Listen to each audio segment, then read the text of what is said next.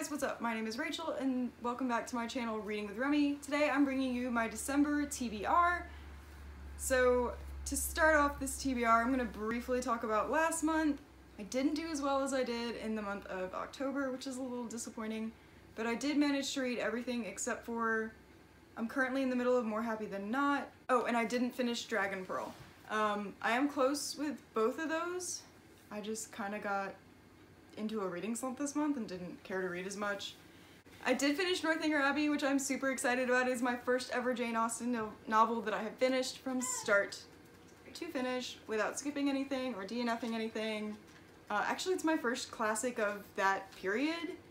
The Victorian era is the first Victorian era classic that I've finished, so I'm very excited about that. It wasn't horrible, definitely not something I'm like running to the next Jane Austen novel to pick up, but it wasn't horrible either, so there is hope that I will continue to read books in this time period, written in this time period obviously. So if nothing else, I'm proud of myself for that one, and I'll have more details about everything that I read in the month of November in my November wrap-up, which hopefully will be soonish. We'll see how that goes. But anyway, without further ado, we're just going to jump in to the rolls for December. Roll 1. This is not... No, you're tearing it up! So my first roll landed me on historical fiction, and I've just recently acquired a hold for an audiobook of an historical fiction that was on my TBR when I first started this game, so we're gonna go with that so I can finally get it off of my like TBR vet penalty list. And that is The Nightingale by Kristen Hanna. This is one that I've been excited to read, but I find that with adult historical fiction, I kind of need an audiobook to at least get me started because they can be very dense. So I'm excited to read this one. I don't know a whole lot about it other than it's about two sisters set in Paris during World War II. That's really all I know, but I love World War II, I love France and anything to do with French culture, so I'm very excited to see how this one is. And I've heard nothing but great things. Roll 2.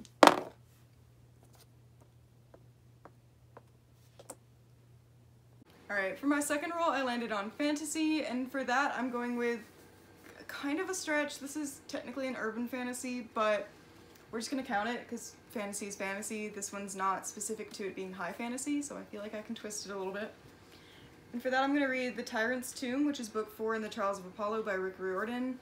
I should be getting book 5 for Christmas, so I really need to finish this series so that I can jump right into book 5 and actually have earned the right to own book 5 instead of having half the series left on my shelf unread. So need to finish this. If you don't know what this is about the god Apollo, and he is banished to Earth by his father Zeus, and he is forced to become this 13-year-old redhead with horrible acne named Lester, and he basically has to try and free all of his oracles in order to earn his father's respect, save the world, and get back to being a god. So these are really fun, really cute, and I'm excited to see how the series ends. A little sad, honestly, to see how the series ends, but all good things must come to an end. Roll 3. Was he a die?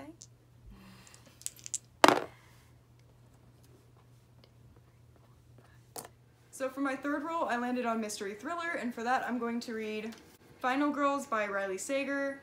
This is the first Riley Sager novel that I have picked up.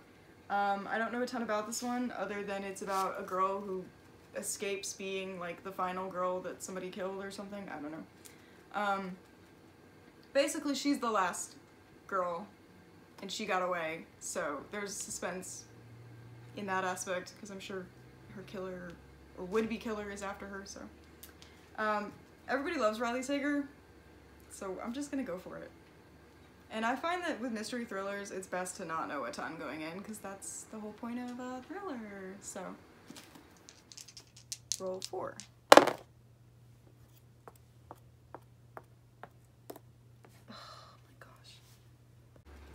Okay, for my fourth roll, I landed on an urban fantasy, and for that, I'm going to be continuing another middle grade series, and that is the Kingdom Keepers series, book 3, Disney in Shadow. I have read the first 4 books of this before, so I'm working on a reread so that I can finish the series. There are 7 books in the series, I believe, and basically this is about the Kingdom Keepers. They are 5 kids who are DHIs, which are basically like virtual interactive hosts within the theme parks, and they find that they can cross over at night when they sleep into the parks, and basically they are tasked with saving the Disney parks from the Overtakers, which are basically just Disney villains, but with a fancy name. I love these novels. These are so much fun. Ridley Pearson did an amazing job with going behind the scenes at Disney World and just kind of bringing the magic to life. So these are super fun, and I'm actually currently in the middle of this one. This is, I think, the biggest one in the series. Like, it's kind of a chunker. So I'm about halfway through already, but these are so much fun. I love them. Roll 5.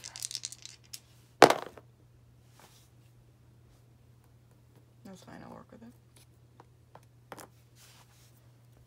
Okay, for my 5th roll, I landed on a modern classic, and for that I'm going to read Fahrenheit 451 by Ray Bradbury.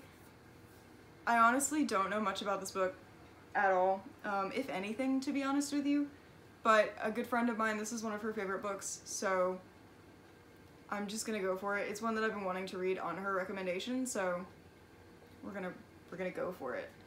Hopefully it's as good as everyone says. Roll 6. Come on, YA or contemporary? And a condition card.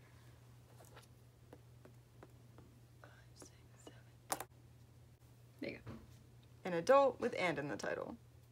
And for my 6th and final roll, I got doubles, and I pulled the condition card that it had to be a book that had "and" in the title, and I also landed on adult for the space. So this one might be a bit of a stretch, but I needed some contemporary to break up this fantasy, historical fiction, modern classic, sort of heavy month.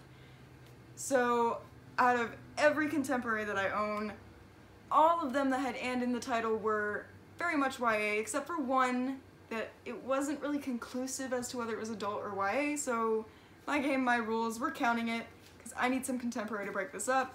And for that I'm going to read Red, White, and Royal Blue by Casey McQuiston. I don't know hardly anything about this. I believe this is enemies to lovers. I'm pretty sure when they meet they do not like each other, but obviously a romance ensues. Everyone raves about this book, and honestly I wasn't picky. As long as it could possibly be considered an adult contemporary and it had "and" in the title, I was game for it this month, so here we go. Alright, so that's it for this video. This is everything that I'm trying to read in the month of December. We'll see what happens. Hopefully I can actually get more done than just these, but you never know, so we're just gonna roll with it.